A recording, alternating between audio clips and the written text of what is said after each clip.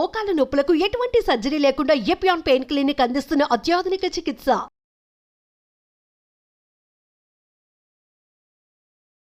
నమస్తే, welcome to Suman TV. So seasonal గా వచ్చేటువంటి ఫ్రూట్స్ ని ఎప్పటికప్పుడు తీసుకుంటూ ఉండాలి. అవి మన ఆరోగ్యానికి మంచి చేస్తాయని డాక్టర్స్ చెప్తూ ఉంటారు. సో ఇది ఇప్పుడు రైనీ సీజన్ నడుస్తుంది. ఈ రైనీ సీజన్ లో వచ్చేటువంటి అద్భుతమైనటువంటి ఫలాలు మనం చూసుకున్నట్లయితే నేరేడు పళ్ళు అలాగే జామకాయలు, ఈ రెండు కూడా హెల్త్ కి చాలా బెనిఫిట్ ని ఇస్తాయి అని చెప్తూ ఉంటారు. అయితే నేరేడు పళ్ళుని తీసుకున్నట్లయితే ఇవి కొద్ది టైం మాత్రమే వస్తుంటాయి. మంచి ఔషధ గుణాలు ఉన్నటువంటి పళ్ళుగా చెప్తూ ఉంటారు. కాబట్టి చాలా మంది డయాబెటిక్ వాళ్ళు తింటే చాలా మంచిది, సో కంట్రోల్లో ఉంటుంది బ్లడ్ షుగర్ లెవెల్స్ అని చెప్తూ ఉంటారు. కాదు బీపీ వాళ్ళు తీసుకుంటే బాగుంటుందని అంటారు. లేదు, గుండె ఆరోగ్యానికి చాలా బాగా పనిచేస్తుందని కొంతమంది చెప్తూ ఉంటారు. ఇందులోని ఏవి నిజాలు, ఎవరు తీసుకోవచ్చు, ఎవరికి సజెస్ట్ చేస్తారు, వీటిలో ఉన్నటువంటి ఔషధ గుణాలు ఏమిటి, ఇవన్నీ కూడా అడిగి తెలుసుకుందాం. మనతో పాటు ఉన్నారు డాక్టర్ రాజేష్ గారు, general physician from Renova hospital. Hello sir. Hello sir.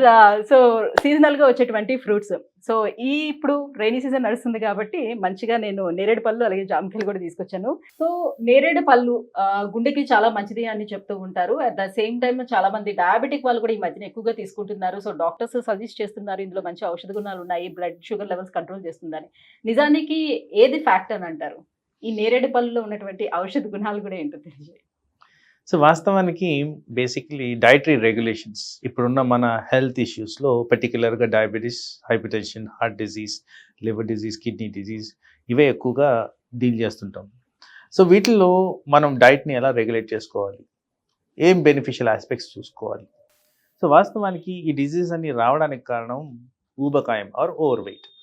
So in general ప్రిన్సిపల్స్లో మనం తినే ప్రాసెస్డ్ ఫుడ్ కానివ్వండి, నాన్ వెజిటేరియన్ ఫుడ్ కానివ్వండి, ఆయిలీ ఫుడ్ కానివ్వండి, ఇవన్నీ కూడా మేము ఎప్పుడు కూడా వద్దు వద్దు వద్దు అని చెప్తాం. మరి ఏది కావాలి అని మాట్లాడినప్పుడు ఎస్, ఇలాంటి ఫ్రూట్స్ ఏవైతే మీరు మాట్లాడారో yes definitely they have a medicinal value, they have a nutritive value. ఇవన్నీ కూడా మనిషి ఆరోగ్యానికి చాలా మంచిది. సీజనల్గా వచ్చే టైంలో పర్టికులర్గా ఇక్కడ ఫోకస్ డయాబెటీస్ గురించి మాట్లాడాలి కాబట్టి కొన్ని మనము కన్సిడర్ చేసుకోవాల్సిన అవసరం ఉంది. ఫర్ ఎగ్జాంపుల్, ఇదే సీజన్లో మనం మ్యాంగో సీజన్ చూసాం. I cannot ask diabetic to have mangoes. So అలాంటివి మనం అవాయిడ్ చేసుకుంటూ వాట్ డయాబెటిక్ కెన్ ఎంజాయ్, వాళ్ళకి కొంత ఏదో ఒక nutritive elements with some pleasure in it. ఇప్పుడు మ్యాంగో అంటే అందరికి ఇష్టం. At the same time doctor పేషెంట్కి చెప్పేటప్పుడు కంపల్సరీ ప్లీజ్ నో మ్యాంగోస్, అది జనరల్గా ఉన్న అండర్స్టాండింగ్. సో ఈ సీజన్లో ఈ ఫ్రూట్స్ పర్టికులర్గా ఈ కాలా జామున్స్, బ్లాక్ బెర్రీస్, సో ఇవి చాలా nutritive value and diabetic friendly to an extent. అట్లని చెప్పి కిలోలు కొద్ది తినేమని నేను చెప్పట్లేదు. సో డయాబెటిక్ వాళ్ళు తినొచ్చు కదా అని అంటే ఎవ్రీ డయాబెటిక్ కి రాషనలైజేషన్ అనేది ఇంపార్టెంట్. ఎంత క్యాలరీస్ తీసుకుంటారు, ఎందుకంటే ఎవ్రీ ఫుడ్ సబ్స్టెన్స్ నుంచి ఫుడ్ అనేది వస్తుంది. సో ఎప్పుడు చాలాసార్లు చెప్పాను, ఇది గ్లైసెమిక్ ఇండెక్స్, గ్లైసెమిక్ లోడ్, ఈ రెండు కన్సిడర్ చేయాల్సిన అవసరం ఉంది. సో మీరు తింటున్న టైంలో ఇవి ఒక మోతాదు, సో మేబీ అబౌట్ 4 or 5 తినండి.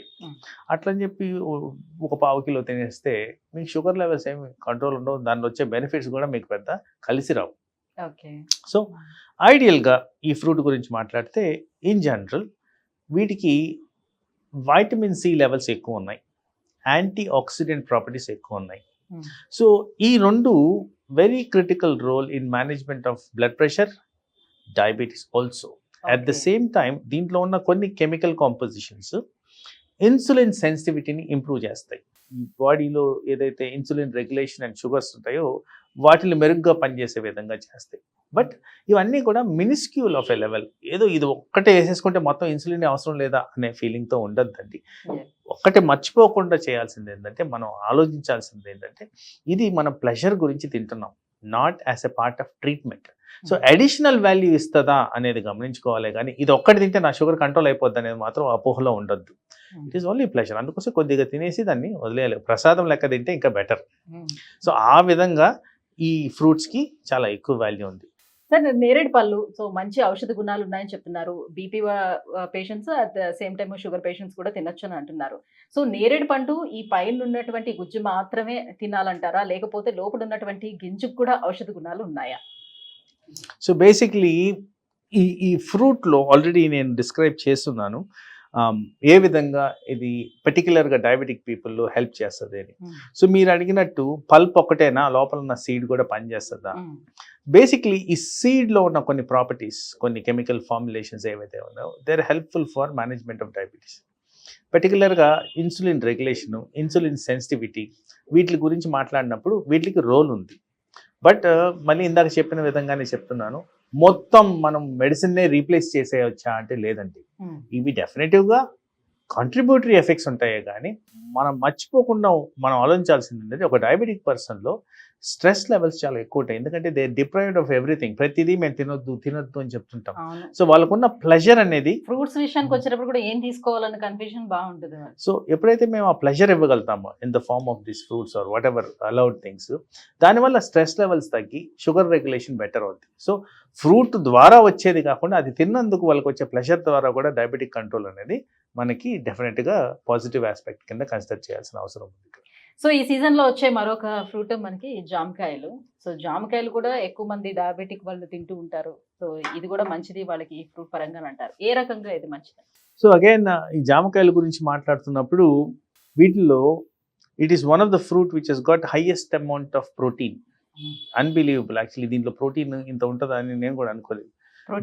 Protein okay. And good source of vitamin C. ఎక్కడైతే వైటమిన్ సి ఉందో అక్కడే దీంట్లో యాంటీ ఆక్సిడెంట్ ప్రాపర్టీస్ అనేవి తయారవుతాయి.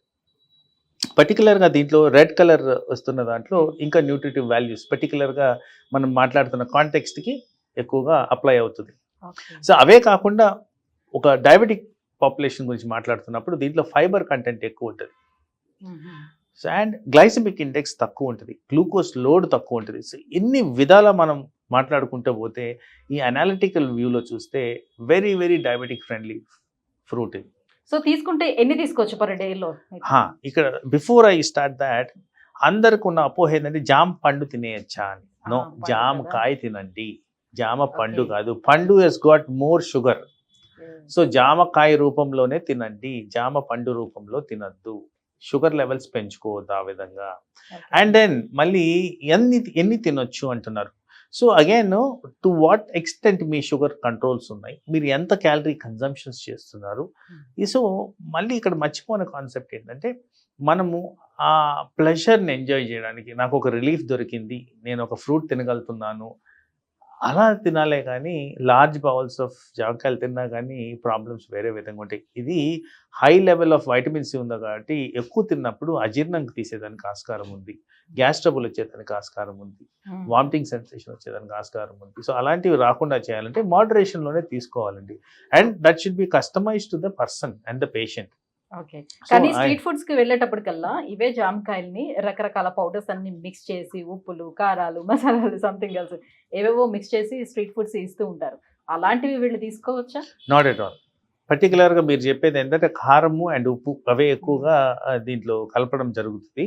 రెండు నాట్ రికమెండెడ్ బికాస్ ఆల్రెడీ నేను గ్యాస్ ట్రబుల్ గురించి మాట్లాడుతున్నాను కాబట్టి ఉప్పు అనేది always bad thing for anybody. So ఉప్పు ఎంత తక్కువ తింటే అంత మంచిది. పర్టికులర్గా డయాబెటిక్స్లో కిడ్నీలు ఎఫెక్ట్ అవుతాయి కాబట్టి, బ్లడ్ ప్రెషర్ అసోసియేషన్ డబల్దా ఉంటుంది కాబట్టి ఇలాంటివి మనం ఎంకరేజ్ చేయకపోవడమే కరెక్ట్. డైరెక్ట్గా జామకాయని తినడం బెటర్ రాదర్ దెన్ దానికి ఏదో అప్లై చేసి మసాలాలు పూసుకొని తినడం ఈజ్ నాట్ రికమెండెడ్.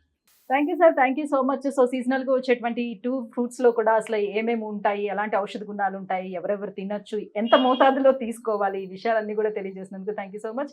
వ్యూవర్స్ చూసారు కదా, సీజనల్గా వచ్చేటువంటి ఫ్రూట్స్ తినడం అనేది ఆరోగ్యానికి చాలా మంచిదే. అయితే పర్టికులర్గా మనం చూసుకున్నట్లయితే డయాబెటిక్ వాళ్ళు, అలాగే బీపీ పేషెంట్స్ ఎవరైతే ఉన్నారో, సో వీళ్ళు ఫ్రూట్స్ తీసుకునే విషయంలోని చాలా జాగ్రత్తలు తీసుకుంటూ ఉంటారు, భయపడుతూ కూడా ఉంటారు. ఏవి తినాలి, ఏవి తినకూడదని సందేహం కూడా వీరికి ఉంటుంది. సో వాళ్ళందరికీ కూడా నేరేడు పళ్ళు, జామకాయలు చాలా హెల్ప్ చేస్తాయి. కాకపోతే ఏంటంటే తగిన మోతాదులో తీసుకోవాలి. సార్ చెప్పినట్టుగా జస్ట్ ప్రసాదం లాగా తీసుకోవాలి ఏదైనా సరే. అది మీకు యాడ్ ఆన్ మాత్రమే అవుతుంది తప్పితే కానీ సో ఏదో కంప్లీట్గా డయాబెటీస్ని రివర్స్ చేస్తుంది ఇలాంటివి అయితే కాదు అని చెప్తున్నారు. Thank you sir, thank you so much.